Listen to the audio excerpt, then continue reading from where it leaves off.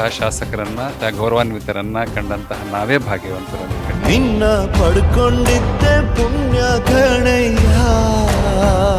ಹೇಗೆ ನಾವು ಜನಸೇವೆ ಮಾಡ್ಬೇಕನ್ನೋದು ಅವ್ರು ನೋಡಿದಾಗ ಬಹಳಷ್ಟು ತಿಳಿದದ ನನಗೆ. ಇದೊಂದು ಕ್ರಾಂತಿನೇ ಅಂತ ಹೇಳ್ಬೋದು.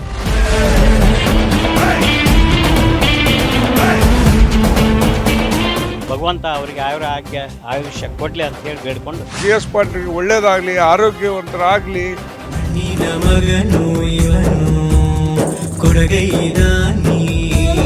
GS ಪಾಟೀಲ್ರ ಜನ್ಮದಿನಕ್ಕೆ ಶುಭಾಶಯವನ್ನು ಕೋರುತ್ತಾ ಶ್ರೀ ಸನ್ಮಾನ್ಯ GS ಪಾಟೀಲ್ರಿಗೆ ಇವು ಹುಟ್ಟುಹಬ್ಬದ ಶುಭಾಶಯವನ್ನು ಕೋರ್ತಾ ಈ ವರ್ಷ ಉದ್ಯೋಗ ಮೇಳವನ್ನು ಯುವಕರಿಗಾಗಿ ವಿಶೇಷವಾಗಿ ಆಯೋಜನೆ ಮಾಡಿದ್ದು ನಮಗೆ ಬಹಳ ಸಂತೋಷ ತಂದಿದೆ.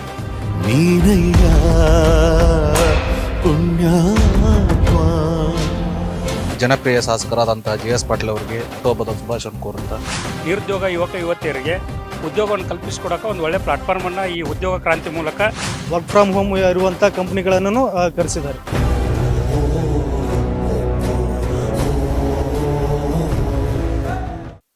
ಜನಸೇವೆಯೇ ಜನಾರ್ದನ ಸೇವೆ ಅಂತ ಹೇಳ್ತಾರೆ. ಒಬ್ಬ ನಿಜವಾದ ಜನಸೇವಕ ಜನನಾಗಲಿಕ್ಕೆ ಸಾಧ್ಯವಾಗತ್ತೆ. ಆ ಮಾತಿಗೆ ಅರ್ಥ ಬರುವಂಗೆ ಇರುವಂಥವ್ರು ಯಾರು ಅಂದರೆ ಗದಗ ಜಿಲ್ಲೆಯ ರೋಣ ವಿಧಾನಸಭಾ ಕ್ಷೇತ್ರದ ಶಾಸಕರಾಗಿರುವಂಥ ಸನ್ಮಾನ್ಯ GS ಪಾಟೀಲ್ರು. ಅರೆ ಯಾಕೆ ಅವರು ಸಾಕ್ಷಿ ಆಗ್ತಾರೆ ಅನ್ನೋದಾದ್ರೆ ಇದೀಗ ಅವರ ಜನ್ಮದಿನೋತ್ಸವದ ನಿಮಿತ್ತವಾಗಿ ಇಲ್ಲಿ ನೀವು ನೋಡಬಹುದು ಗದಗ ಜಿಲ್ಲೆಯ ರೋಣ ಶಹರ ಪಟ್ಟಣದಲ್ಲಿರುವಂಥ ರಾಜೀವ್ ಗಾಂಧಿ ಇಲ್ಲಿ ಇರ್ತಕ್ಕಂಥ ಶಿಕ್ಷಣ ಮಹಾವಿದ್ಯಾಲಯ ಏನಿದೆ ಆ ಸಂಸ್ಥೆಯ ಆವರಣದಲ್ಲಿ ನಾವಿದ್ದೇವೆ. ಇಲ್ಲಿ ಒಂದಷ್ಟು ಶಾಮಿಯಾನಗಳನ್ನು ಹಾಕಿರುವಂಥದ್ದನ್ನು ದೃಶ್ಯಾವಳಿಗಳಲ್ಲಿ ನಾವು ನಿಮಗೆ ತೋರಿಸ್ತಾ ಇದ್ದೀವಿ.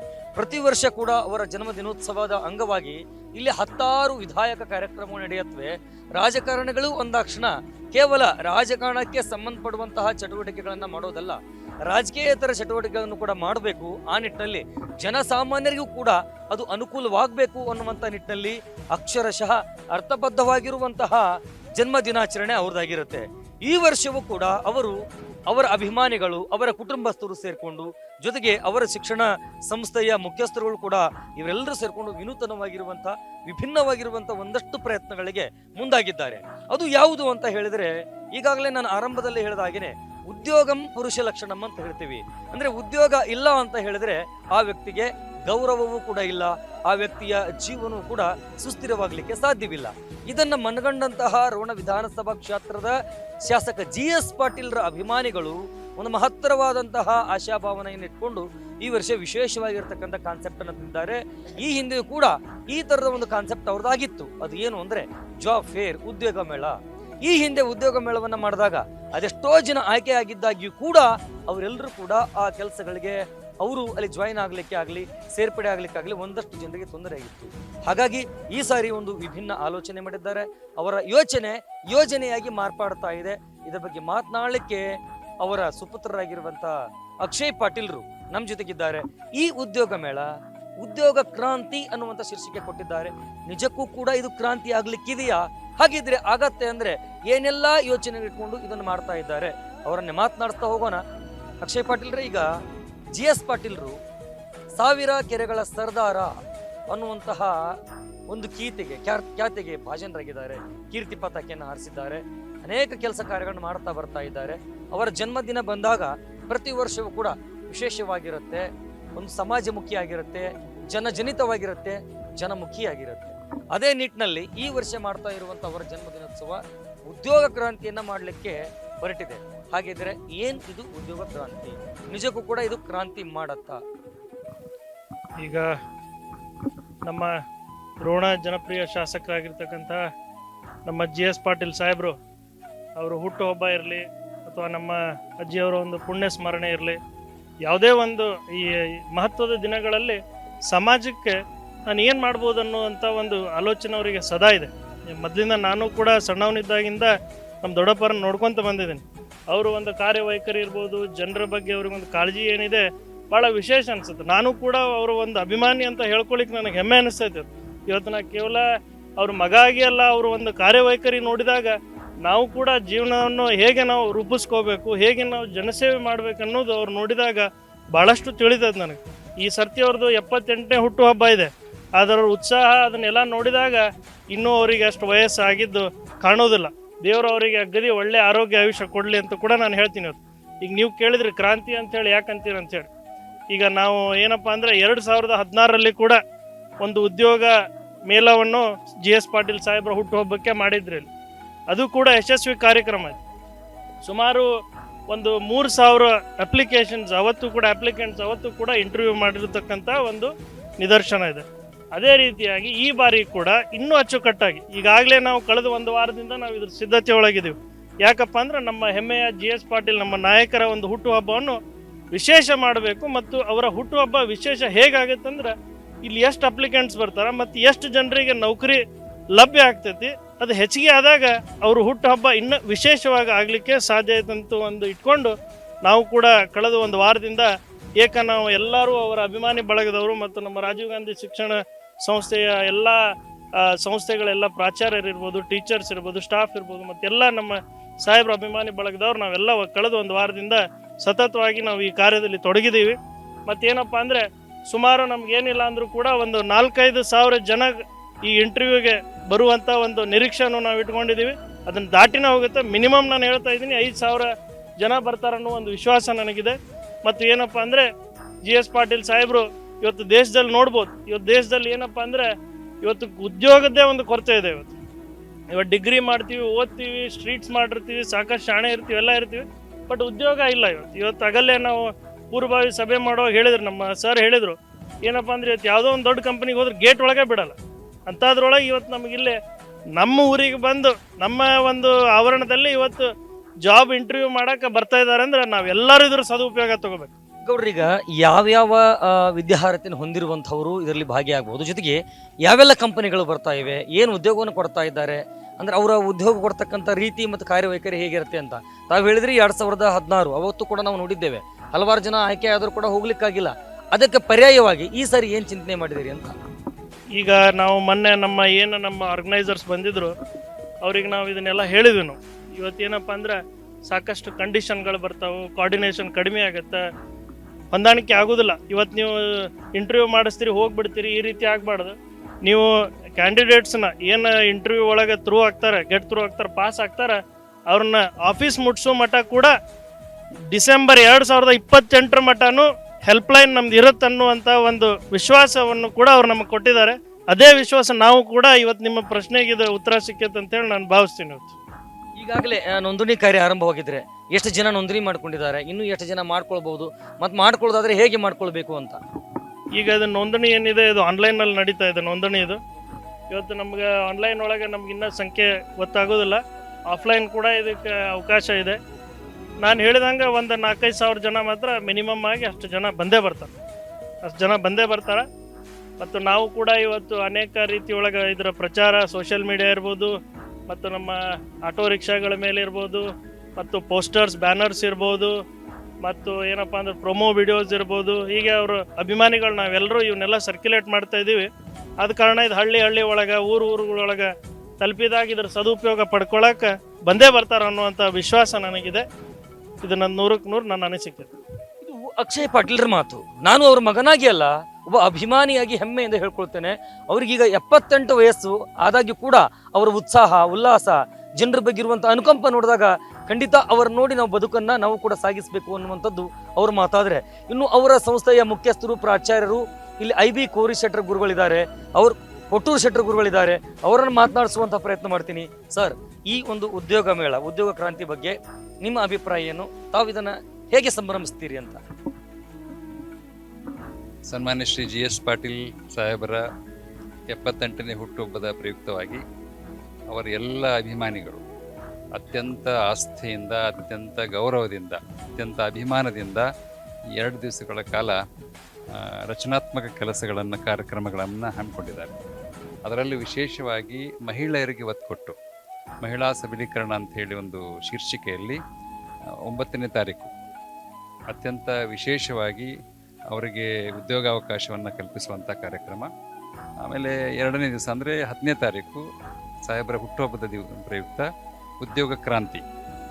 ಎಲ್ಲ SSLCಯಿಂದ ಹಿಡ್ಕೊಂಡು ಹೈಯರ್ ಎಜುಕೇಷನ್ ಯಾರೇ ಮಾಡಿರಲಿ ಅವರಿಗೆ ಉದ್ಯೋಗಾವಕಾಶವನ್ನು ಕಲ್ಪಿಸುವಂಥ ನಿಟ್ಟಿನಲ್ಲಿ ಅವರ ಎಲ್ಲ ಅಭಿಮಾನಿಗಳು ಈ ಒಂದು ಕಾರ್ಯಕ್ರಮವನ್ನು ಸಮರೋಪಾದಿಯಲ್ಲಿ ಅತ್ಯಂತ ಶ್ರದ್ಧೆಯಿಂದ, ಅತ್ಯಂತ ಗೌರವದಿಂದ ಮಾಡ್ತಾ ಇದ್ದಾರೆ.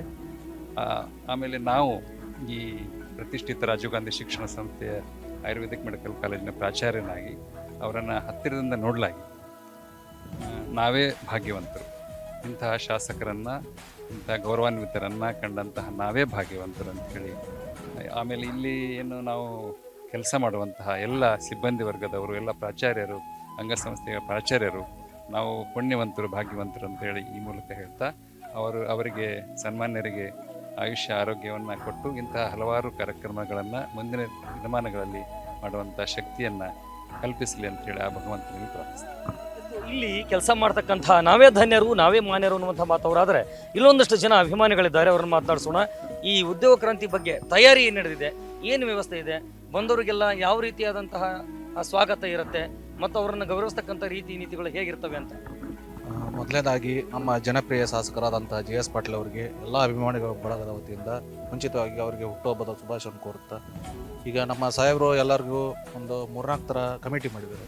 ಈ ಕಾರ್ಯಕ್ರಮವನ್ನು ಯಶಸ್ವಿಗೊಳಿಸ್ಬೇಕಂದ್ರೆ ಒಂದು 3-4 ಥರ ಕಮಿಟಿ ಮಾಡ್ಕೊಂಡ್ವಿ. ನಮ್ಗೆ ಅದಕ್ಕೆ ಮುಂಚಿನವಾಗಿ ನಮ್ಮ ಅಕ್ಷಯ್ ಪಾಟೀಲ್ ಸಾಹೇಬರು ಅದರ ಜವಾಬ್ದಾರಿ ತಗೊಂಡು ಎಲ್ಲ ರೀತಿ ಒಂದು 4 ಕಮಿಟಿ ಮಾಡಿಕೊಂಡು ಎಲ್ಲ ರೀತಿ ಯಶಸ್ವಿಗೊಳಿಸ್ಬೇಕಂತ ಒಂದು 4 ಥರ ಕಮಿಟಿ ಮಾಡ್ಕೊಂಡಿದ್ವಿ.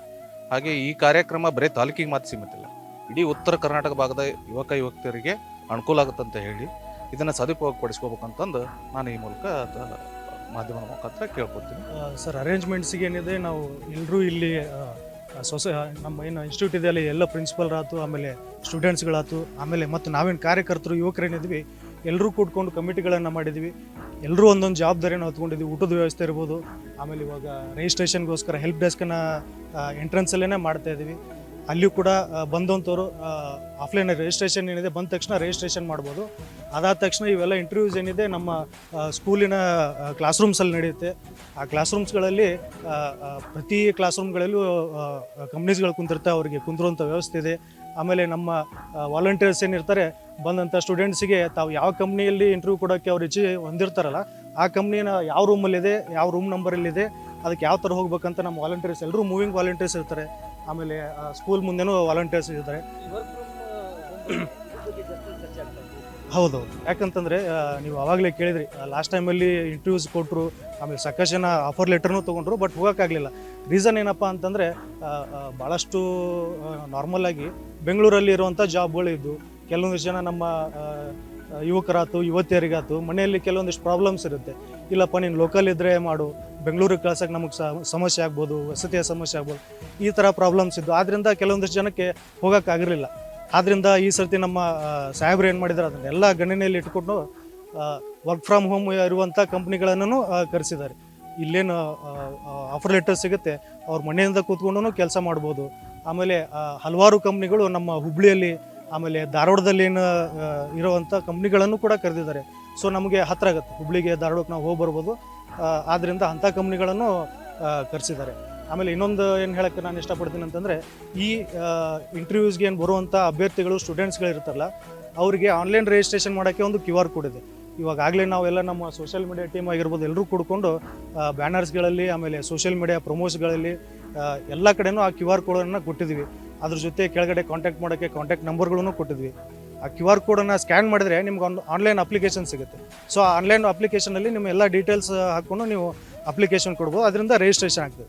ಇಲ್ಲಪ್ಪ ಅಂತಂದರೆ ನಾವು ಆನ್ ದ ಸ್ಪಾಟ್ ಬಂದು ಆಫ್ಲೈನ್ ರಿಜಿಸ್ಟ್ರೇಷನ್ನು ಮಾಡ್ಬೋದು. ರಿಜಿಸ್ಟ್ರೇಷನ್ ಡೆಸ್ಕ್ ಇರುತ್ತೆ.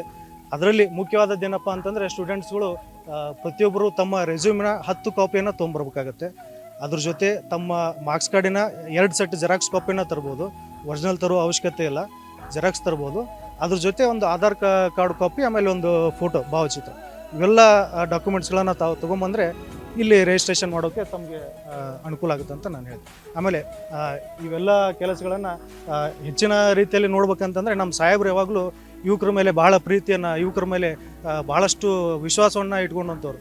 ಪ್ರತಿ ಸರ್ತಿನೂ ಯುವಕರಿಗೋಸ್ಕರ ಏನಾದರೂ ಒಂದು ಪ್ರೋಗ್ರಾಮನ್ನು ಮಾಡೇ ಮಾಡ್ತಿದ್ದಾರೆ. ಕಳೆದ ತಿಂಗಳಲ್ಲಿ ಒಂದು ತಾಲೂಕು ಮಟ್ಟದ ಕಬಡ್ಡಿ ಪ್ರೀಮಿಯರ್ ಲೀಗನ್ನು ಮಾಡಿದ್ವಿ. ಅದೇ ರೀತಿ ಆಮೇಲೆ ತಾಲೂಕು ಮಟ್ಟದ ಕ್ರಿಕೆಟ್ ಲೀಗನ್ನು ಮಾಡಿದ್ವಿ, ಕ್ರಿಕೆಟ್ ಟೂರ್ನಮೆಂಟನ್ನು ಮಾಡಿದ್ವಿ. ಆಮೇಲೆ ಈಗ ಆರ್ಮಿಗೆ ಹೋಗುವಂಥ ಸ್ಟೂಡೆಂಟ್ಸಿಗೆ ಆರ್ಮಿ ಟ್ರೈನಿಂಗನ್ನು ಮಾಡ್ತಿರ್ತಾರೆ. ಈ ಥರ ಹಲವಾರು ಕಾರ್ಯಕ್ರಮಗಳನ್ನು ಯುವಕರ ಸಲುವಾಗಿ ನಮ್ಮ ಶಾಸಕರು ಯಾವಾಗಲೂ ಮಾಡ್ತಿರ್ತಾರೆ. ಅದೇ ರೀತಿ ಈ ಕಾರ್ಯಕ್ರಮವನ್ನು ಮಾಡಿದ್ದಾರೆ. ಇದು ನಮಗೆ ಭಾಳ ಹೆಮ್ಮೆ ಐತಿ. ಆದ್ದರಿಂದ ನಾವೆಲ್ಲರೂ ಅಭಿಮಾನಿಗಳು, ನಾವೆಲ್ಲರೂ ಯುವಕರು ಏನಿದ್ದೀವಿ ಈ ಕಾರ್ಯಕ್ರಮಕ್ಕೆ ಎಲ್ಲಕ್ಕೆ ನಮಗೆ ಕೊಟ್ಟಂಥ ಜವಾಬ್ದಾರಿಗಳನ್ನು ಸರಿಯಾಗಿ ನಾವು ಮಾಡ್ಕೊಂಡು ಈ ಕಾರ್ಯಕ್ರಮ ಯಶಸ್ವಿ ಮಾಡೋಕ್ಕೆ ನಾವು ರೆಡಿ ಮಾಡ್ತೀವಿ. ನಮಸ್ಕಾರ ಸರ್. ಮೊದಲಿಗೆ ನಮ್ಮ ಮಾನ್ಯ JS ಪಾಟೀಲ್ ಸಾಹೇಬರು ಈ ತಮ್ಮ ಹುಟ್ಟುಹಬ್ಬದ ನಿಮಿತ್ತವಾಗಿ ನಿರುದ್ಯೋಗ ಯುವಕ ಯುವತಿಯರಿಗೆ ಉದ್ಯೋಗವನ್ನು ಕಲ್ಪಿಸಿಕೊಡೋಕೆ ಒಂದು ಒಳ್ಳೆ ಪ್ಲಾಟ್ಫಾರ್ಮನ್ನು ಈ ಉದ್ಯೋಗ ಕ್ರಾಂತಿ ಮೂಲಕ ಒಳ್ಳೆ ಪ್ಲಾಟ್ಫಾರ್ಮನ್ನು ಕ್ರಿಯೇಟ್ ಮಾಡಿಕೊಟ್ಟಾರ. ಸೊ ಈ ಉದ್ಯೋಗ ಕ್ರಾಂತಿಯಲ್ಲಿ ಟಾಟಾ ಕಂಪ್ನಿ ಇರ್ಬೋದು, ಟೊಯೋಟಾ ಕಂಪ್ನಿ ಇರ್ಬೋದು, ಬಲ್ಡೋಟಾ, ಅಮೆಜಾನ್ ಅಂತ 100ಕ್ಕಿಂತ ಹೆಚ್ಚು ಕಂಪ್ನಿಗಳು, ಇಂಥ ದೊಡ್ಡ 100ಕ್ಕಿಂತ ಹೆಚ್ಚು ಕಂಪ್ನಿಗಳು ಇದರಲ್ಲಿ ಭಾಗವಹಿಸ್ತವೆ. ಸೊ ಎಲ್ಲ ನಿರುದ್ಯೋಗ ಯುವಕ ಯುವತಿಯರು ಬಂದು ಈ ಒಂದು ಕಾರ್ಯಕ್ರಮದಲ್ಲಿ ಭಾಗವಹಿಸಿ ತಮ್ಮ ಕ್ವಾಲಿಫಿಕೇಷನ್ ತಕ್ಕಂಥ ಶಿಕ್ಷಣವನ್ನು, ತಮ್ಮ ಶಿಕ್ಷಣಕ್ಕೆ ತಕ್ಕಂಥ ಒಂದು ಕೆಲಸವನ್ನು ಪಡ್ಕೊಂಡು ಈ ಒಂದು ಕಾರ್ಯಕ್ರಮವನ್ನು ಯಶಸ್ವಿಗೊಳಿಸಬೇಕಂತೇಳಿ ಅವ್ರ ಹತ್ರ ಕೇಳ್ಕೊತೀವಿ. ಇದಿಷ್ಟು ಇಲ್ಲಿ ಅಕ್ಷಯ್ ಪಾಟೀಲ್ರು ಮಾತನಾಡಿದರು, ಜೊತೆಗೆ ಈ ಸಂಸ್ಥೆಯ ಮುಖ್ಯಸ್ಥರು ಮಾತನಾಡಿದರು, ಹಾಗೆ ಒಂದಷ್ಟು ಜನ ಯುವಕರು ಮಾತನಾಡಿದರು.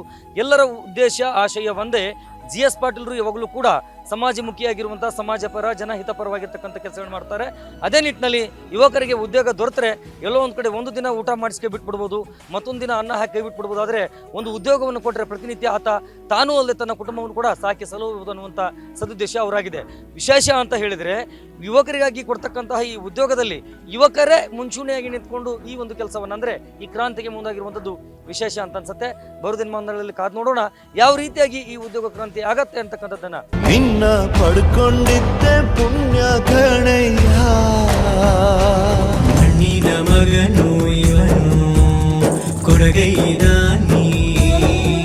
ಎಸ್, ನಾನು ಹೇಳ್ತಾ ಇದ್ದೆ, ರೋಣ ವಿಧಾನಸಭಾ ಕ್ಷೇತ್ರದ ಶಾಸಕ JS ಪಾಟೀಲರ ಜನ್ಮ ದಿನೋತ್ಸವದ ಅಂಗವಾಗಿ ರೋಣದಲ್ಲಿ ವಿವಿಧ ಕಾರ್ಯಕಲಾಪಗಳು ನಡೀತಾ ಇವೆ ಅಂತ. ಅದರಲ್ಲೂ ವಿಶೇಷ ಅಂತ ಹೇಳಿದ್ರೆ ಒಂದಷ್ಟು ಜನ ಅಭಿಮಾನಿಗಳು ಇಲ್ಲಿ ಈ ರೋಣ ಅನ್ನುವಂತಹ ಊರಿಗೆ ಯಾಕೆ ಈ ಹೆಸರು ಬಂತು ಅನ್ನೋದನ್ನು ಒಳಗೊಂಡಂತಹ ಹಿನ್ನೆಲೆಯಲ್ಲಿ ಒಂದಷ್ಟು ಕಾರ್ಯಕ್ರಮ ನಡೀತಾ ಇವೆ.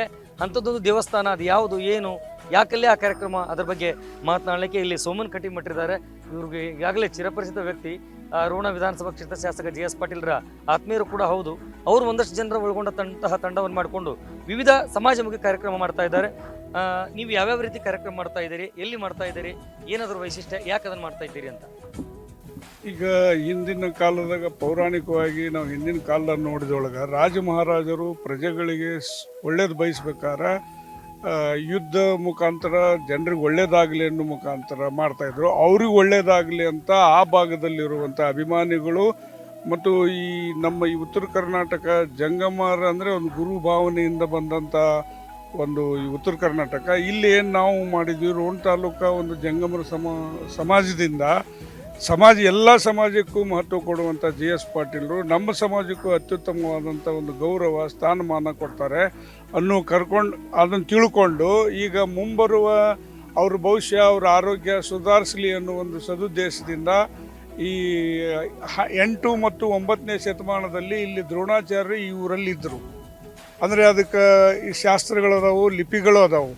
ಅಂದರೆ ಕೌರವರು ಮತ್ತು ಪಾಂಡವರಿಗೆ ಯುದ್ಧ ಕಲಿಸಿದ ಯುದ್ಧ ಭೂಮಿಯ ಪಾಠಶಾಲೆ ರೋಣ ಅನ್ನೋ ಒಂದು ಉದ್ದೇಶದಿಂದ ದ್ರೋಣಪುರ ಅನ್ನುವ ಊರು, ದ್ರೋಣಾಚಾರ್ಯ ಅನ್ನುವ ಒಂದು ಏನು ಯುದ್ಧ ಕಲಿಸಿದ ಗುರು ಇರುವಂಥ ಈ ಸ್ಥಳದಲ್ಲಿ ಬಹುಶಃ ದೇಶದಲ್ಲಿ ದ್ರೋಣಾಚಾರ್ಯ ಕಟ್ಟಿಸಿದ ದೇವಸ್ಥಾನಗಳಿಲ್ಲ. ರೋಣದಲ್ಲಿ ಅಷ್ಟೇ, ಎಲ್ಲ ದೇಶದಲ್ಲಿರುವ ಎಲ್ಲವೂ ಜಕಣಾಚಾರ್ಯ ಕಟ್ಟಿಸಿದ ದೇವಸ್ಥಾನಗಳು.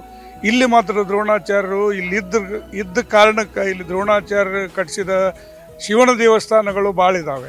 ಅದರಲ್ಲಿ ಲೋಕನಾಥ ಅನ್ನೋ ಒಂದು ಈಶ್ವರ ದೇವಸ್ಥಾನ ಇದೆ. ಆ ಲೋಕನಾಥ ದೇವಸ್ಥಾನದ ವಿಶೇಷ ಏನಂದರೆ ಎಲ್ಲ ಈಶ್ವರ ಮೂರ್ತಿಗಳು ಭೂಮಿ ಬಿಟ್ಟು ಮೇಲಿದ್ದರೆ ಇಲ್ಲಿರುವ ಲೋಕನಾಥ ದೇವಸ್ಥಾನ ದ್ರೋಣಾಚಾರ್ಯ ಅದನ್ನೇ ಪೂಜೆ ಮಾಡ್ತಿದ್ರು ಅನ್ನೋ ಒಂದು ಪ್ರತೀತಿಯಲ್ಲಿ ಆ ಒಂದು ಲೋಕನಾಥ ದೇವಸ್ಥಾನಕ್ಕೆ JS ಪಾಟೀಲ್ರ ಆರೋಗ್ಯ ಈ ದೇಶ ಸೇವೆ ಮಾಡಲಿ ಅಂತ ಶಕ್ತಿ ನೀಡಲಿ ಅಂತ ರೋಣ ತಾಲೂಕು ಜಂಗಮರ ಸಮಾಜದ ವತಿಯಿಂದ ನಾವು ಒಂದು ಏಕದಶ ರುದ್ರಾಭಿಷೇಕ ಕಾರ್ಯಕ್ರಮ, 11 ಮಂದಿ ಶಾಸ್ತ್ರಿಗಳು, ವೈದಿಕರು, ಪಂಡಿತರು ಏಕಕಾಲಕ್ಕೆ ರುದ್ರಾಭಿಷೇಕ ಮಾಡಿ 111 ಮಂದಿ ಜಂಗಮರಿಗೆ ಒಂದು ಪ್ರಸಾದದ ವ್ಯವಸ್ಥೆ ಮತ್ತು ಬೆನಹಾಳ ಪಟ್ಟದ ದೇವರ ಒಂದು ದಿವ್ಯ ಸಾನ್ನಿಧ್ಯದಲ್ಲಿ ಈ ಕಾರ್ಯಕ್ರಮ ಹಮ್ಮಿಕೊಂಡು ಅದರಿಂದ ಅವರಿಗೆ JS ಪಾಟೀಲ್ರಿಗೆ ಒಳ್ಳೆಯದಾಗಲಿ, ಆರೋಗ್ಯವಂತರಾಗಲಿ ಮತ್ತು ದೇಶ ಸೇವೆ ಮಾಡಲಿ ಅಂತ ಒಂದು ಕಾರ್ಯಕ್ರಮ ಹಮ್ಮಿಕೊಂಡಿದ್ದೀವಿ ಸರ್.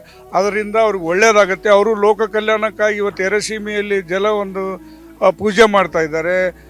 ಅವರು ಏನೋ ಮಾಡ್ತಾ ಇದ್ದಾರೆ. ಅಲ್ಲಿ ಅಭಿಮಾನಿಗಳು ನಾವು ರೋಣ ತಾಲೂಕಿನ ಜಂಗಮರು ಇದನ್ನು ಮಾಡ್ತಾ ಇದ್ದೀವಿ ಸರ್. ಅವ್ರಿಗೆ ಒಳ್ಳೆಯದಾಗಲಿ ಅಂತ ನಾವು ಬಯಸ್ತಾ ಇದ್ದೀವಿ ಸರ್. ಮೊದಲನೇದಾಗಿ ನಾನು ಶ್ರೀ ಸನ್ಮಾನ್ಯ ಜಿ ಎಸ್ ಪಾಟೀಲ್ರಿಗೆ ಇವು ಹುಟ್ಟುಹಬ್ಬದ ಶುಭಾಶಯನ್ನು ಕೋರ್ತಾ, ಈ ರೋಣ ತಾಲೂಕಿನ ಈ ನಾನು ಒಬ್ಬ ಜಿ ಎಸ್ ಪಾಟೀಲ್ರ ಅಭಿಮಾನಿ ಬಳಗದ ಸದಸ್ಯ, ಜೊತೆಗೆ ಈ ಜಂಗಮ ಸಮಾಜದ ಒಬ್ಬ ಡೈರೆಕ್ಟರ್ನೂ ಕೂಡ ಹೌದು. ನಮ್ಮ ಈ ಒಂದು ಕಾರ್ಯಕ್ರಮ ಜಿ ಎಸ್ ಪಾಟೀಲ್ರ ಹುಟ್ಟುಹಬ್ಬದ ಕಾರ್ಯಕ್ರಮದ ನಿಮಿತ್ತ ನಮ್ಮ ಸೋಮಕಟ್ಟಿಮಠರವರು ರೋಣ ತಾಲೂಕಿನ ಜಂಗಮಾಭಿವೃದ್ಧಿ ಸಂಘದ ಅಧ್ಯಕ್ಷರಿದ್ದಾರೆ. ಅವರ ಒಂದು ಸಮ್ಮುಖದಲ್ಲಿ ಅಂದರೆ ಅವರ ಒಂದು ನೇತೃತ್ವದಲ್ಲಿ ನಾವೆಲ್ಲ ಜಂಗಮರು ಸೇರಿಕೊಂಡು ಒಂದು ನಿರ್ಣಯ ಮಾಡಿದ್ವಿ. ಏನು ನಾವು ಇಲ್ಲಿವರೆಗೂ ಜಿ ಎಸ್ ಪಾಟೀಲ್ರ ಒಂದು ನೇತೃತ್ವ ಏನು ಎಲ್ಲ ಕಾರ್ಯಕ್ರಮ ನಮ್ಮ ಸಮಾಜಕ್ಕಾದರೂ ಯಾವ್ದು ಎಲ್ಲ ರೀತಿಯಿಂದ ಅವರು ಅನುಕೂಲತೆ ಮಾಡಿಕೊಟ್ರೆ, ನಾವು ಅವರು ಒಂದು ಇದು ಹುಟ್ಟುಹಬ್ಬದ ನಿಮಿತ್ತ ನಾವೊಂದು ಏನು ಕಾರ್ಯಕ್ರಮ ಹಾಕೊಂಡಲ್ರಿ ಅಧ್ಯಕ್ಷ ಅಂತೇಳಿ ಅವ್ರು ಕೂಡ ನಾವು ಚರ್ಚೆ ಮಾಡಿದ್ವಿ. ಸೋಮಕಟ್ಟಿಮಠ ಅಜ್ಜರು ಕೂಡ ಇಲ್ಲ, ನಾವಾದ್ರೂ ಅವ್ರು ಕೂಡ ಇಂಥ ಒಂದು ಕಾರ್ಯಕ್ರಮ ಏನು ನೀವು ವಿಚಾರ ಮಾಡಿರಲ್ಲ, ಸದಸ್ಯರು ಕೂಡ್ಕೊಂಡು ಅದು ಒಳ್ಳೆಯ ವಿಚಾರ, ನಾವೆಲ್ಲರೂ ಕೂಡಿ ಒಂದು ಅಧ್ಯಕ್ಷರು ಎಲ್ಲರೂ ಕೂಡ್ಕೊಂಡು ಒಂದು ಏಕದಶ ರುದ್ರಾಭಿಷೇಕ ಅಂತ ಒಂದು ಮಾಡೋಣ. ಅಂದರೆ ಈ ಒಂದು ರುದ್ರಾಭಿಷೇಕ ಹಿಂದಿನ ರಾಜ ಮಹಾರಾಜರ ಕಾಲದಿಂದನೂ ಮಾಡ್ಕೊತ ಬಂದಿದ್ರು. ಆ ರೀತಿ ಅವರಿಗೆ ಆಯುಷ್ಯ, ಆರೋಗ್ಯ, ಸಿರಿ ಸಂಪತ್ತು ಎಲ್ಲವನ್ನು ಶಿವ ಅವರಿಗೆ ಕರುಣಿಸಲಿ ಅನ್ನೋ ಒಂದು ಒಮ್ಮತದ ಅಭಿಪ್ರಾಯ ಇಟ್ಕೊಂಡು ಈ ಒಂದು ಕಾರ್ಯಕ್ರಮವನ್ನು ಹಮ್ಮಿಕೊಂಡು ಈ ಒಂದು ಕಾರ್ಯಕ್ರಮ ನಡೆಸ್ಕೊಡ್ತಾ ಇದ್ದೀನಿ. ಅದಕ್ಕೆ ನಮ್ಮ ಜಂಗಮ ಸಮಾಜದವರು ಅವತ್ತಿನ ದಿವಸ ಈ ಒಂದು ಕಡಿಮೆ ಅಂದರೂ ಒಂದು 500 ಜನ ಬಂದು ಅಲ್ಲಿ ಆ ಪ್ರಸಾದದ ವ್ಯವಸ್ಥೆ ಎಲ್ಲದೂ ಒಂದು ವ್ಯವಸ್ಥೆಯನ್ನು ನಾವು ಮಾಡ್ಕೊಂಡಿದ್ದೀವಿ. ಆ ರೀತಿ ಒಂದು ಕಾರ್ಯಕ್ರಮವನ್ನು ಹಮ್ಮಿಕೊಂಡಿದ್ದೀವಿ ನಾವು ಜಿ ಎಸ್ ಪಾಟೀಲ್ರ ಒಂದು ಹುಟ್ಟುಹಬ್ಬದ ನಿಮಿತ್ತ ಅಂತ ಹೇಳ್ತಾರೆ.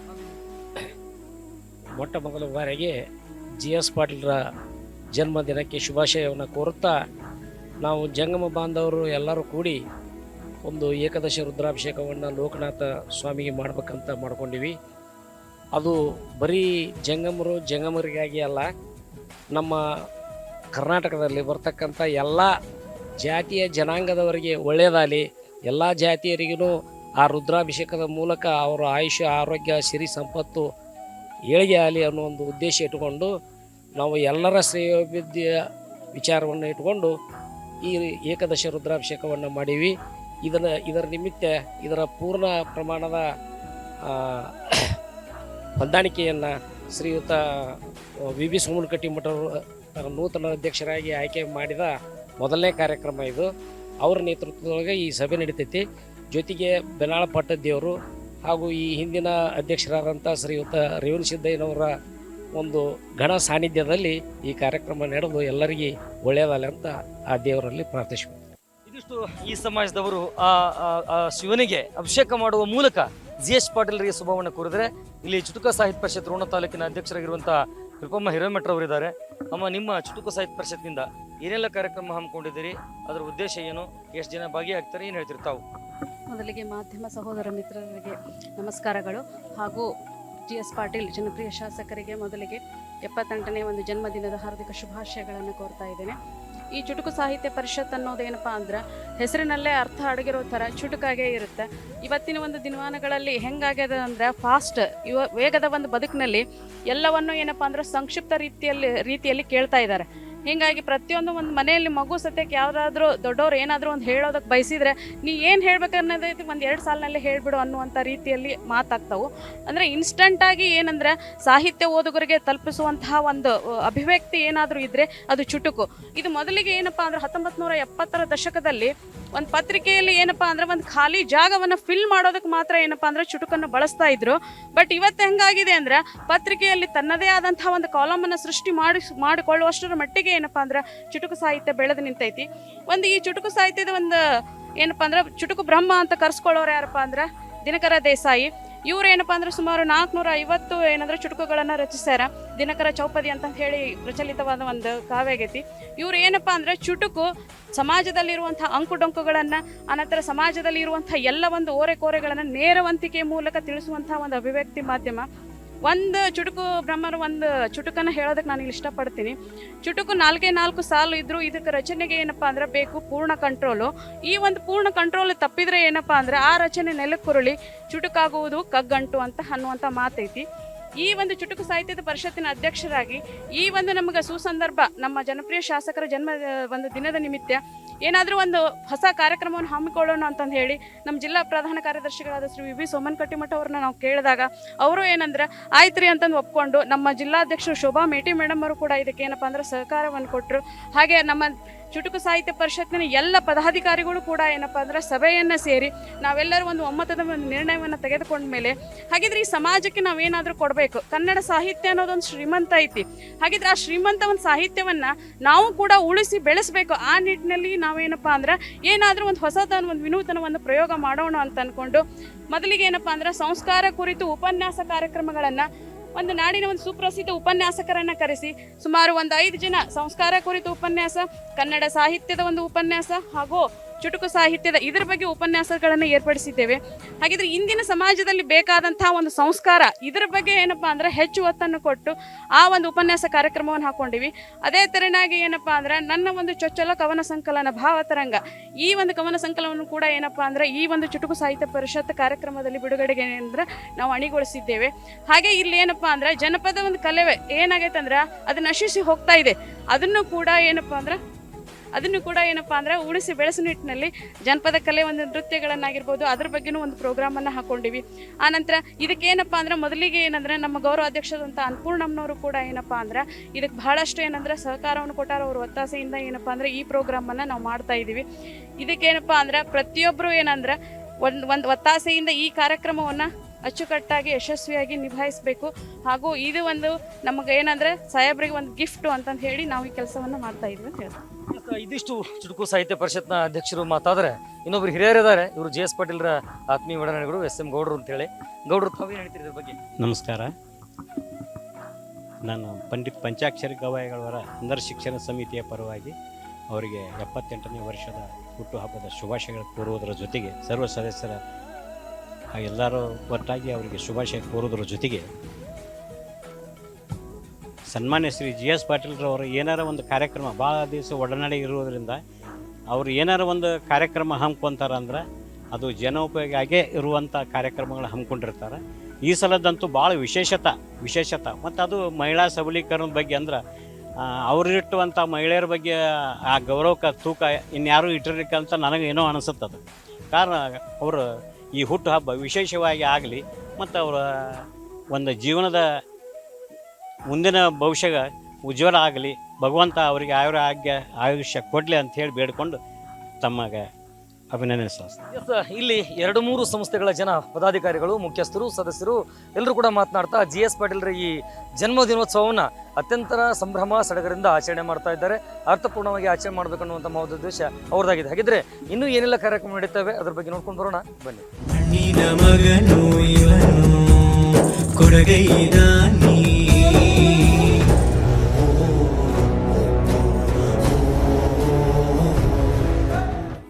GS ಪಾಟೀಲ್ರವರ ಜನ್ಮ ದಿನಾಚರಣೆ ಇದೆ. ನಿಜಕ್ಕೂ ಕೂಡ ಅದನ್ನು ಈ ಸಾರಿ ವೈಭವೋಪೇತವಾಗಿ ನಡೆಸಬೇಕು ಅನ್ನುವಂಥ ಹಿನ್ನೆಲೆಯಲ್ಲಿ ಅವರ ಕುಟುಂಬಸ್ಥರು ಮತ್ತು ಅಭಿಮಾನಿಗಳು ಸೇರಿಕೊಂಡು ಉದ್ಯೋಗ ಮೇಳ, ಸ್ತ್ರೀ ಸಬಲೀಕರಣ ಹೀಗೆ ಮುಂತಾದ ವಿಚಾರ ಇಟ್ಕೊಂಡು ಇವತ್ತು ಆ ಜನ್ಮ ದಿನೋತ್ಸವಕ್ಕೆ ಅಣಿಯಾಗ್ತಾ ಇದ್ದಾರಲ್ಲ, ಅದೇ ವಿಚಾರ ಕುರಿತಾಗಿ ಇದೀಗ ಮಿಥುನ್ ಗೌಡ್ರು ಅಂದರೆ ಸನ್ಮಾನ್ಯ GS ಪಾಟೀಲ್ರವರ ಪುತ್ರ ಮಾತನಾಡ್ತಾರೆ.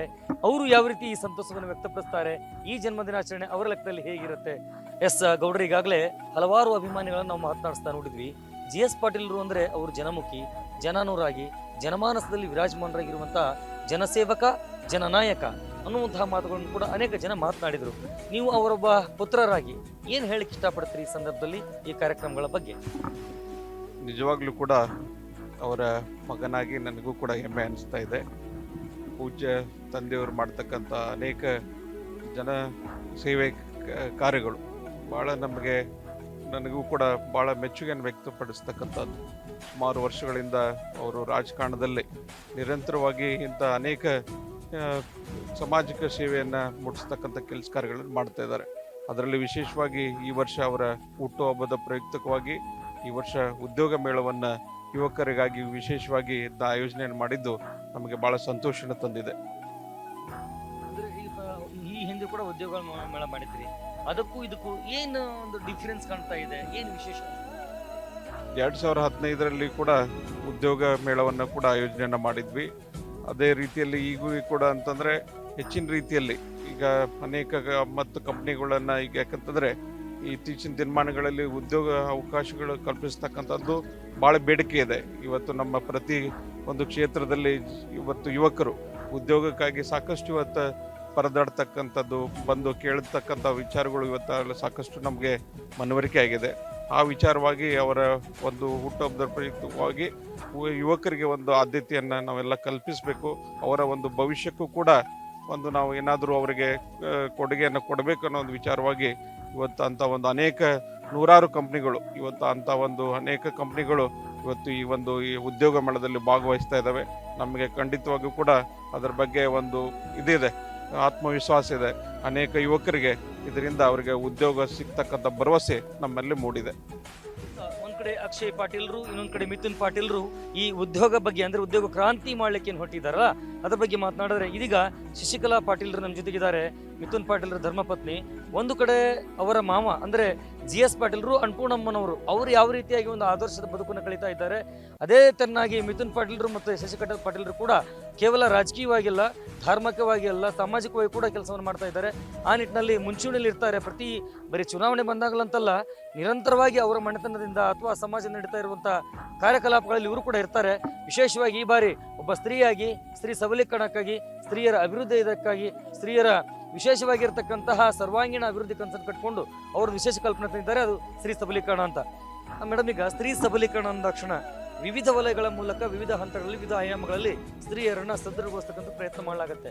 ಇದೀಗ ನಿಮ್ಮ ಮಾವನವರ ಜನ್ಮ ದಿನೋತ್ಸವದ ನಿಮಿತ್ತವಾಗಿ ನೀವು ಈ ಬಾರಿ ಕೈಗೊಳ್ತಾ ಇರುವಂತಹ ಕಾರ್ಯವೇನು, ಅದರ ಉದ್ದೇಶ ಏನು, ಹೇಗಿರುತ್ತೆ, ಯಾರೆಲ್ಲ ಭಾಗವಹಿಸ್ಬೋದು, ಏನು ಹೇಳ್ತೀರಿ ಈ ಬಗ್ಗೆ?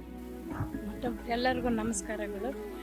ನಿಜವಾಗ್ಲೂ ಕೂಡ ಈ ಭಾಗದ ಜನಪ್ರಿಯ ಶಾಸಕರು ಮತಕ್ಷೇತ್ರದ ಜನಪ್ರಿಯ ಶಾಸಕರಾದಂಥ ಸನ್ಮಾನ್ಯ GS ಪಾಟೀಲ್ ಸಾಹೇಬರು ಹುಟ್ಟುಹಬ್ಬ ಪ್ರಯುಕ್ತ ನಾವು ಮಹಿಳಾ ಸಬಲೀಕರಣ 9ನೇ ತಾರೀಕು ಇದೊಂದು ಕ್ರಾಂತಿನೇ ಅಂತ ಹೇಳ್ಬೋದು ಮಹಿಳೆಯರಿಗೆ. ಯಾಕಂತಂದ್ರೆಗಿನ ಮಹಿಳೆಯರು ಸಾಮಾಜಿಕವಾಗಿ, ಕುಟುಂಬವಾಗಿ ಮತ್ತು ಮುಂದೆ ಬರಲಿಕ್ಕೆ ಅವಕಾಶ ಮಾಡಿಕೊಟ್ಟಿದ್ದಾರೆ. ಯಾಕಂತ ಹೇಳ್ತೀನಿ ಅಂದರೆ, ಈ ಕ್ರಾಂತಿ ಅಂದರೆ ಮನೆಯಲ್ಲಿರೋಂಥ ಮಹಿಳೆಯರಿಗೆ ಉದ್ಯೋಗ ಅವಕಾಶವನ್ನು ಕಲ್ಪಿಸ್ತಿದ್ದಾರೆ. ಮತ್ತು ಸ್ಮಾಲ್ ಸ್ಕೇಲ್ ಇವಾಗ ನಮ್ಮದು ಗ್ರಾಮೀಣ ಪ್ರದೇಶ. ಇಲ್ಲಿ ಮನೆಯಲ್ಲಿ ಮಾಡೋದಂಥ ಸೊಂಡಿಗಿರ್ಬೋದು, ರೊಟ್ಟಿ ಇರ್ಬೋದು, ಇಂಥ ಚಟ್ನಿ ಪುಡಿ ಇರ್ಬೋದು, ಎಲ್ಲ ಮಹಿಳೆಯರಿಗೆ ಮನೆಯಲ್ಲಿ ಮಾಡಿದಂಥ ಪದಾರ್ಥಗಳನ್ನ ಮಾರ್ಕೆಟಿಂಗ್ ಹೆಂಗೆ ಮಾಡಬೇಕು ಇವೆಲ್ಲ ಅವಕಾಶ ಮಾಡಿಕೊಡ್ತಾ ಇದ್ದಾರೆ. ಬರೀ ಪುರುಷರಿಗೆ ಒಂದೇ ಅವಕಾಶ. ಹೋದ ವರ್ಷ ನಾವು ಉದ್ಯೋಗ ಮೇಳ ಮಾಡಿದಾಗ ಸ್ವಲ್ಪ ಎಲ್ಲೋ ಮಹಿಳೆಯರಿಗೆ ಸ್ವಲ್ಪ ಅವಕಾಶ ಸಿಕ್ಕಿಲ್ಲ ಅನ್ನಿಸ್ತೈತೆ. ನಮ್ಮ ತಾಯಂದ್ರಿಗೆ, ಮುಖ್ಯವಾಗಿ ಮನೆಯಲ್ಲಿರುವಂಥ ತಾಯಂದ್ರಿಗೆ ಅವಕಾಶ ಸಿಕ್ಕಿಲ್ಲ. ಅದಕ್ಕೆ ಈ ಸಾರಿ ಅವರು ಅವಕಾಶವನ್ನು ಕೊಟ್ಟಿದ್ದಾರೆ. ಮಹಿಳೆಯರಿಗೆಲ್ಲರಿಗೂ ತಾಯಂದ್ರಿಗೆ ಇಂಥ ಅವಕಾಶ ಕೊಟ್ಟ. ಮತ್ತು ಇವಾಗ ನಾವು ದೂರ ಪ್ರದೇಶ ಅಂದರೆ ಬೆಂಗಳೂರು ಹಂಗೆ ಕಷ್ಟ ಆಗುತ್ತೆ. ಹೋದ ಸರ್ತಿ ಸುಮಾರು 2,000 ಉದ್ಯೋಗನೂ ಸನ್ಮಾನ್ಯ ಪೂಜ್ಯ ಮಾವಂದರು ಕಲ್ಪಿಸಿಕೊಟ್ಟಿದ್ರು. ಅದರಲ್ಲಿ 1000 ಜನ ಮಹಿಳೆಯರಿಗೆ ಏನಾಯಿತು, ಅವರು ವಾಪಸ್ ಬಂದ್ರಿ ಅಲ್ಲೆಲ್ಲಿಂದ. ಯಾಕಂದರೆ ಮಹಿಳೆಯರು ನೀವೆಲ್ಲ ಬೇಡ ಅಲ್ಲಿರೋದು ಅಂತೇಳಿ ತಾಯಂದ್ರು ಕರೆಸಿದ್ದಿಂದ ಮಕ್ಕಳು ವಾಪಸ್ ಬಂದು. ಅದಕ್ಕೆ ಈ ಸಾರಿ ಏನಾಯಿತು, ಗದಗ ಮತ್ತು ಹುಬ್ಳಿ, ಧಾರವಾಡ ಇಂಥ ಸಣ್ಣ ಪ್ರದೇಶಗಳಲ್ಲಿ ನಾವು ತಾಯಂದ್ರು ಮಾಡಿದಂಥ ಪದಾರ್ಥಗಳನ್ನು ಮಾರ್ಕೆಟಿಂಗ್ ಮಾಡ್ಬೋದು. ನಾವು ಇವಾಗಲೇ ಮಿಶ್ರಾ ಅವ್ರ ಹತ್ರ ಆಗಲಿ, ಹಿಂಗೆ ಬೇರೆ ಬೇರೆ ಹೋಟೆಲ್ಸ್ ಇವೆಲ್ಲ ಮಾರಾಟಕ್ಕೆ ಆ ಕಂಪನಿಗಳನ್ನು ಕರೆಸಿದ್ದೀವಿ. ಅವ್ರುಗಳನ್ನು ತಾಯಂದ್ರಿಗೆ ಅವಕಾಶ ಸಿಗ್ತೈತೆ.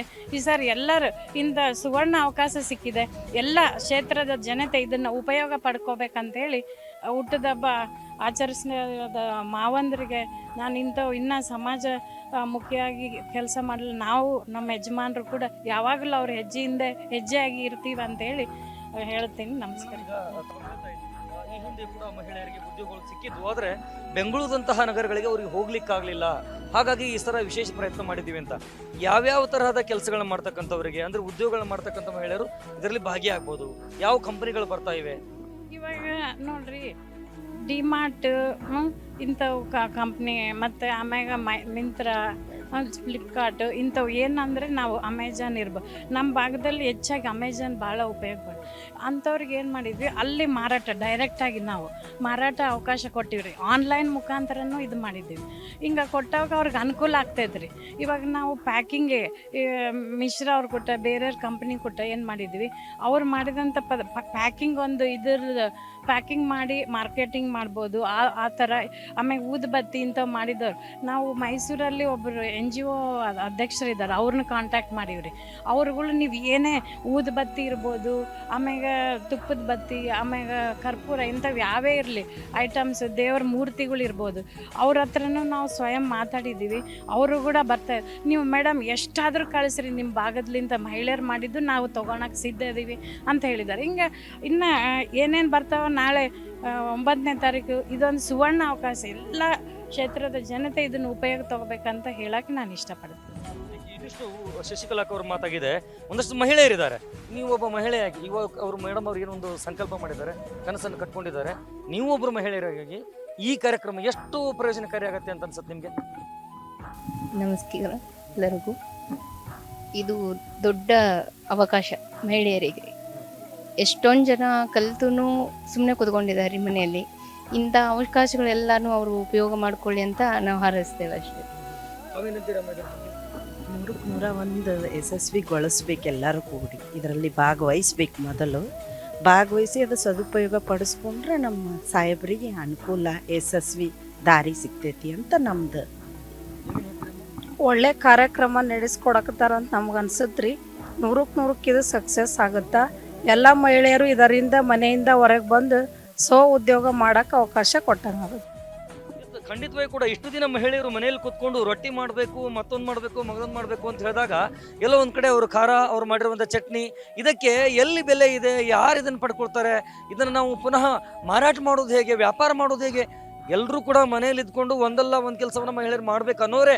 ಆದರೆ ನಿಜಕ್ಕೂ ಕೂಡ ಅವ್ರಿಗೆ ಬೇಕಾಗಿರುವಂತಹ ಪೂರಕವಾಗಿರ್ತಕ್ಕಂಥ ಮಾರುಕಟ್ಟೆಗಳ ಬಗ್ಗೆ ಅವರಿಗೆ ಪರಿಜ್ಞಾನ ಇರೋದಿಲ್ಲ. ಅಂದರೆ ಪರಿಜ್ಞಾನ ಅನ್ನೋದಕ್ಕಿಂತ ಹೆಚ್ಚಾಗಿ ಅವರಿಗೆ ಸಂಪರ್ಕಕ್ಕೇನೆ ಸಿಕ್ಕಿರೋದಿಲ್ಲ. ಆದರೆ ನಿಜಕ್ಕೂ ಕೂಡ ಇವತ್ತು ಶಶಿಕಲಾ ಪಾಟೀಲ್ರು ಮತ್ತು ಅವರ ಬಳಗ ಸೇರಿಕೊಂಡು GS ಪಾಟೀಲ್ರ ಹುಟ್ಟುಹಬ್ಬದ ನೆಪದಲ್ಲಿ ನಮ್ಮ ಭಾಗದ ಮಹಿಳೆಯರಿಗೆ ಮನೆಯಲ್ಲೇ ಕೂತ್ಕೊಂಡು ಮಾಡುವಂತಹ ಅವರ ಅಡುಗೆ ಪದಾರ್ಥಗಳಿರ್ಬೋದು, ಅಥವಾ ನೇಗೆ ಇರ್ಬೋದು, ಮತ್ತೊಂದಿರ್ಬೋದು, ಮಗದೊಂದಿರ್ಬೋದು, ಆ ಮಹಿಳೆಯರಿಗೆ ಮನೆಯಿಂದಲೇ ಮಾರುಕಟ್ಟೆ, ಮನೆಗೇನೆ ಮಾರುಕಟ್ಟೆ, ಈ ವ್ಯವಸ್ಥೆ ಮಾಡ್ತಾ ಇದ್ದಾರಲ್ಲ, ನಿಜ ಕೂಡ ಶ್ಲಾಘನೀಯ. ಇದನ್ನು ನಮ್ಮ ಭಾಗದ ಮಹಿಳೆಯರು ಕೂಡ ಪ್ರಯೋಜನ ಪಡ್ಕೊಂಡ್ರೆ ಈ ನಾವು ಮಾಡಿರುವಂತಹ ಕಾರ್ಯ ನಿಜ ಕೂಡ ಅದು ಶ್ಲಾಘನೀಯ ಒಳಗಾಗತ್ತೆ ಅನ್ನುವಂಥದ್ದು ಅವರ ಮಾತಾಗಿದೆ.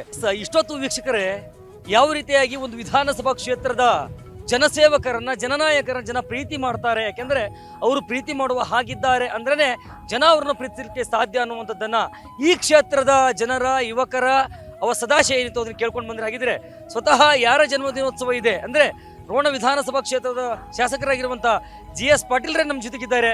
ಅವರನ್ನೇ ಮಾತನಾಡಿಸೋಣ. ಸರ್, ಇದೀಗ ನಿಮ್ಮ ಜನ್ಮ ದಿನೋತ್ಸವದ ನಿಮಿತ್ತವಾಗಿ ಈ ವರ್ಷ ವಿಶೇಷವಾಗಿ ನಿರುದ್ಯೋಗಿಗಳಿಗೆ ಉದ್ಯೋಗವನ್ನು ಕೊಡಲೇಬೇಕು, ಉದ್ಯೋಗ ಕ್ರಾಂತಿಯನ್ನು ಮಾಡಲೇಬೇಕು ಅನ್ನುವಂತಹ ಸದುದ್ದೇಶವನ್ನು ಹೊತ್ತು ಹಲವಾರು ವಿಧಾಯಕ ಕಾರ್ಯಕ್ರಮಗಳನ್ನ ಹಮ್ಮಿಕೊಂಡಿದ್ದಾರೆ ಇಲ್ಲಿನ ಜನ. ತಾವು ಏನು ಹೇಳಕ್ ಇಷ್ಟಪಡ್ತೀರಿ? ಹೇಗೆ ಅವರ ಖುಷಿಯನ್ನು ನೀವು ವ್ಯಕ್ತಪಡಿಸ್ತೀರಿ ಅಂತ? ಏನಿಲ್ಲ, ನಂದು 78ನೇ ವರ್ಷದ ಹುಟ್ಟುಹಬ್ಬವನ್ನು ಭಾಳ ಅಭಿಮಾನದಿಂದ ನಮ್ಮೆಲ್ಲ ಸ್ನೇಹಿತರು, ಅಭಿಮಾನಿಗಳು ಆಚರಿಸ್ಬೇಕನ್ನೋ ವಿಚಾರದಲ್ಲಿ ಏನಾದರೂ ವಿಧಾಯಕ ಕಾರ್ಯಕ್ರಮಗಳನ್ನು ನಮ್ಮ ಕ್ಷೇತ್ರದ ಜನರಿಗೆ, ಅದರಲ್ಲೂ ಯುವಕರಿಗೆ ಮತ್ತು ಮಹಿಳೆಯರಿಗೆ ಉಪಯೋಗ ಆಗ್ತಕ್ಕಂಥ ಕಾರ್ಯಕ್ರಮವನ್ನು ಮಾಡಬೇಕು ಅನ್ನುವ ಸಲಹೆಯನ್ನು ನಮ್ಮ ಎಲ್ಲ ಅಭಿಮಾನಿಗಳು ನಾವೆಲ್ಲ ಚಿಂತನೆ ಮಾಡಿದಾಗ 2 ದಿವಸದ ಕಾರ್ಯಕ್ರಮವನ್ನು, ಒಂದು ಮಹಿಳಾ ಸಬಲೀಕರಣ ಮತ್ತು 2ನೇ ದಿವಸ ಏನು ಇಲ್ಲಿವರೆಗೆ ಉದ್ಯೋಗದಿಂದ ವಂಚಿತರಾಗಿರ್ತಾರೆ ಯುವಕರು, ಯುವತಿಯರಿಗೆ ಅವ್ರಿಗೆ ಉದ್ಯೋಗ ಕೊಡಿಸ್ಬೇಕನ್ನೋ ವಿಚಾರದಲ್ಲಿ ಸುಮಾರು 115 ಕಂಪ್ನಿಗಳು ಇವತ್ತು ನಮ್ಮ ಬೆಂಗಳೂರು ಕ್ಷೇತ್ರ, ಬೆಂಗಳೂರು ಇರ್ಬೋದು, ಮೈಸೂರು ಇರ್ಬೋದು, ಹುಬ್ಬಳ್ಳಿ, ಧಾರವಾಡ, ಕೊಪ್ಪಳ, ಇವೆಲ್ಲ ಕಡೆಯಿಂದ ಸುಮಾರು 115 ಕಂಪ್ನಿಗಳು ಮತ್ತು ಅದರ ಜೊತೆಗೆ ಒಂದು ಏನು ನಮ್ಮ ಪ್ರದೇಶದ ಒಂದು ಕಂಪ್ನಿ ಕೂಡ ಬರಲಿಕ್ಕೆ ಒಪ್ಕೊಂಡಿದ್ದಾರೆ. ಅದಕ್ಕಂಥ ಒಂದು ವ್ಯವಸ್ಥೆಯಲ್ಲಿ ಭಾಳ ವ್ಯವಸ್ಥಿತ ರೀತಿಯಲ್ಲಿ ಹೆಚ್ಚಿನ ಸಂಖ್ಯೆಯಲ್ಲಿ ನಮಗೆ ಯುವಕರಿಗೆ ಉದ್ಯೋಗ ಅವಕಾಶ ಮಾಡಿಕೊಡ್ಬೇಕನ್ನೋ ಇಚ್ಛೆ ಇದೆ. ಮತ್ತು ವಿಶೇಷವಾಗಿ ಈಗ ನಾವು ಆನ್ಲೈನ್ ರಿಜಿಸ್ಟ್ರೇಷನ್ನು ಮತ್ತು ಅಲ್ಲೇ ನಾಳೆ ಬಂದಾಗ ಇಲ್ಲಿನೂ ಮಾಡಲಿಕ್ಕೆ ಅವಕಾಶ ಕೊಟ್ಟಿವಿ. ಅಂಥದ್ರಲ್ಲಿ ಈಗಾಗಲೇ ಸುಮಾರು 600ಕ್ಕೂ ಹೆಚ್ಚು ರಿಜಿಸ್ಟ್ರೇಷನ್ ಆನ್ಲೈನ್ ಆಗ್ಯಾವ. ಈಗ ಬಹುಶಃ ಇನ್ನು ದಿವಸ 200-300 ಯುವಕರು ಯುವತಿಯರು ಫೋನ್ ಮಾಡಿ ಕೇಳ್ತಾರೆ, ನಾವು ಅಲ್ಲೇ ಬಂದು ರಿಜಿಸ್ಟ್ರೇಷನ್ ಮಾಡ್ತೀವಿ ಅಂಥೇಳಿ. ಬಹುಶಃ ಹೆಚ್ಚಿನ ಸಂಖ್ಯೆಯಲ್ಲಿ ಈ ಕಾರ್ಯಕ್ರಮದಲ್ಲಿ ಭಾಗವಹಿಸ್ತಾರೆ. ಮತ್ತು ವಿಶೇಷವಾಗಿ ಮಹಿಳೆಯರಿಗೆ ಅವರೇನು ಈಗಾಗಲೇ ಸ್ವಸಹಾಯ ಗುಂಪುಗಳಿಂದ ಮನೆಯಲ್ಲಿ ವಿವಿಧ ಥರಗಳ ವಸ್ತುಗಳನ್ನು ಅವ್ರು ತಯಾರು ಮಾಡಕತ್ತಾರೆ. ಅವ್ರಿಗೆ ಒಂದು ಚಿಂತನೆ ಏನು, ಅವ್ರಿಗೊಂದು ಒಳ್ಳೆಯ ಮಾರುಕಟ್ಟೆಯನ್ನು ಹುಡುಕಬೇಕು. ಅಂಥ ಕಂಪ್ನಿಗಳನ್ನು ಕೂಡ ನಾನು ತರಲಿಕ್ಕೆ ಪ್ರಯತ್ನ ಮಾಡ್ತಿದ್ದೀನಿ. ಈಗಾಗಲೇ ಸುಮಾರು 30 ಕಂಪ್ನಿಗಳು ಬರ್ತಾವಂತ ಹೇಳ್ಯಾರ. ಅದ್ರಾಗ ಹೆಚ್ಚು ಒಂದು 80% ಬಂದ್ರೆ ಇವ್ರೇನು ಪದಾರ್ಥಗಳನ್ನು ಮಾಡಿರ್ತಾರೆ ಎಲ್ಲ ಇವತ್ತು ಬಟ್ಟೆ ಟೆಕ್ಸ್ಟೈಲ್ದಿಂದಾಗಲಿ ದಿನನಿತ್ಯ ಬಳಸ್ತಕ್ಕಂಥ ವಸ್ತುಗಳಾಗಲಿ ಅವನ್ನೆಲ್ಲ ಮಾರಾಟ ಮಾಡಲಿಕ್ಕೆ ಅವ್ರು ಖರೀದಿ ಮಾಡಲಿಕ್ಕೆ ಆ ಕಂಪ್ನಿಗಳು ಒಪ್ಪಿಸುವಂಥ ಒಂದು ಪ್ರಯತ್ನವನ್ನು ಕೂಡ ಮಾಡ್ತಾ ಇದ್ದೇವೆ. ಹೀಗೆ ವಿವಿಧ ಕಾರ್ಯಕ್ರಮಗಳನ್ನು ಇವತ್ತು ನಮ್ಮೆಲ್ಲ ಅಭಿಮಾನಿಗಳು ಮಾಡ್ತಾ ಇದ್ದಾರೆ. ಅದಕ್ಕೆ ನಾನು ಈ ಸಂದರ್ಭದಲ್ಲಿ ನಿಮ್ಮ ಮುಖಾಂತರ ಎಲ್ಲ ಯುವಕರು ಯುವತಿಯರು ಹೆಚ್ಚಿನ ಸಂಖ್ಯೆಯಲ್ಲಿ ತಾವೆಲ್ಲ ಭಾಗವಹಿಸ್ರಿ ಮತ್ತು ಮಹಿಳೆಯರು ಕೂಡ ತಾವೆಲ್ಲ ಬಂದು ಭಾಗವಹಿಸ್ರಿ. ನಮ್ಮ ಉದ್ದೇಶ ಏನಿದೆ, ನೀವು ಮನೆಯಲ್ಲಿ ಕುಂತಾದರೂ ಉದ್ಯೋಗ ಮಾಡಬೇಕು ಅನ್ನೋದು ಉದ್ದೇಶ ನಾನು ತಾಯಂದ್ರಲ್ಲಿ ವಿನಂತಿ ಮಾಡ್ಕೊತೀನಿ. ಆ ರೀತಿಯಾಗಿ ನಾನು ಪ್ರಯತ್ನ ಮಾಡ್ತಾ ಇದ್ದೀನಿ. ನೀವು ಬನ್ನಿ, ನನ್ನ ಹುಟ್ಟುಹಬ್ಬಕ್ಕೆ ಬಂದು ನನಗೂ ಕೂಡ ಆಶೀರ್ವಾದ ಮಾಡಿ ಇಂಥ ರಚನಾತ್ಮಕ ಕಾರ್ಯಗಳನ್ನು ಮಾಡಲಿಕ್ಕೆ ನಿಮ್ಮೆಲ್ಲರ ಬೆಂಬಲ ಬೇಕಂತೇಳಿ ನಾನು ಪ್ರಾರ್ಥನೆ ಮಾಡ್ತೀನಿ. ಸರ್, ಇನ್ನು ಹುಟ್ಟುಹಬ್ಬ ಅಂತ ಹೇಳಿದ್ರೆ ಒಂದು ಸಾಧನೆಯನ್ನು ಹುಟ್ಟು ಹಾಕಬೇಕು ಅಂತ ಹೇಳುತ್ತೆ. ಆ ನಿಟ್ಟಿನಲ್ಲಿ ಮನೆಯಲ್ಲೇ ಇದ್ಕೊಂಡು ಇವತ್ತು ಗೃಹಿಣಿಯರಾಗಿರ್ಬೋದು ಅಥವಾ ಉದ್ಯೋಗ ಇಲ್ಲದೇ ಸಾಕಷ್ಟು ವಿದ್ಯಾವಂತರು ನಿರುದ್ಯೋಗಿಗಳಾಗಿರ್ಬೋದು ಅಂಥವರಿಗೆ ಉದ್ಯೋಗವನ್ನು ಹುಟ್ಟು ಹಾಕಿಕೊಡ್ತಾ ಇದೆ ಈ ಹುಟ್ಟುಹಬ್ಬ. ಒಂದರ್ಥದಲ್ಲಿ ಸಾರ್ಥಕ ಅನ್ನುವಂಥ ಮಾತುಗಳನ್ನು ಅನೇಕರು ಆಡಿದ್ದಾರೆ. ಇಂಥ ಒಂದು ಸಾರ್ಥಕ್ಯ ಎನಿಸುವಂಥ ಕಾರ್ಯಕ್ರಮಕ್ಕೆ ಯಾರೆಲ್ಲ ಮಹನೀಯರು ಬರ್ತಾ ಇದ್ದಾರೆ? ಈಗಾಗಲೇ ಇದ್ರ ಜೊತೆ ನಾನು 2-3 ಸಚಿವರನ್ನ ಈ ಕಾರ್ಯಕ್ರಮದಲ್ಲಿ ಭಾಗವಹಿಸ್ಬೇಕಂತ ಕೇಳ್ಕೊಂಡಿದ್ದೇನೆ. ನಮ್ಮ ಜಿಲ್ಲೆಯ ಉಸ್ತುವಾರಿ ಸಚಿವರಾದಂಥ HK ಪಾಟೀಲ್ರು, ಕಾರ್ಮಿಕ ಸಚಿವರಾದಂಥ ಲಾಡ್ ಅವರು. ಈ ಉದ್ಯೋಗ ಅಂದ್ರೆ ಅವ್ರಿಗೂ ನಮ್ಮ ಅದರಲ್ಲಿಂದ ಭಾಳಷ್ಟು ರೀತಿಯಿಂದ ಸಹಾಯ ಆಗ್ತೈತಿ.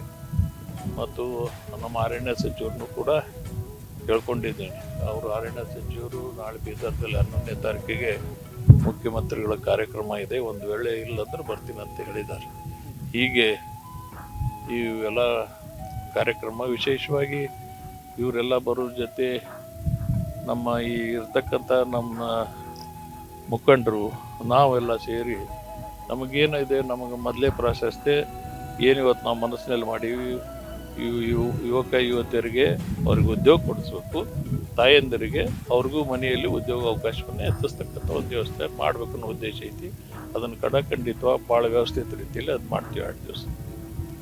ನಿಜಕ್ಕೂ ಕೂಡ GS ಪಾಟೀಲ್ ಸರ್ ಹೇಳ್ತಾ ಇದ್ರು, ಈ ಹಿಂದೆ ಕೂಡ ಅವರು ಈ ಉದ್ಯೋಗದ ಹಸುದ ಪರಿಕಲ್ಪನೆ ಇದೆಯಲ್ಲ ಅವ್ರದ್ದು ಇವತ್ತಿನದು ಮತ್ತು ನಿನ್ನೆ ಇದಲ್ಲ, ಹಿಂದೆ ಕೂಡ ಪ್ರಯತ್ನವನ್ನು ಮಾಡಿದ್ರು. ಆದರೆ ಅದಕ್ಕಿಂತ ಈ ಬಾರಿ ಮಿಗಿಲಾಗಿ ಯಾರು ಕೂಡ ಉದ್ಯೋಗವನ್ನು ಪಡೆದುಕೊಳ್ತಾರೆ, ಹೋಗಿ ಅಲ್ಲಿ ಜಾಯಿನ್ ಆಗಲಿಕ್ಕೆ ಆಗಿಲ್ಲ ಅಂತ ಹೇಳಿದ್ರೆ ವರ್ಕ್ ಫ್ರಮ್ ಹೋಮ್ ಅನ್ನುವಂಥದ್ದನ್ನು ಈ ಸಾರಿ ವಿಶೇಷವಾಗಿರುವಂಥ ಕಾನ್ಸೆಪ್ಟ್ ಆಗಿದೆ.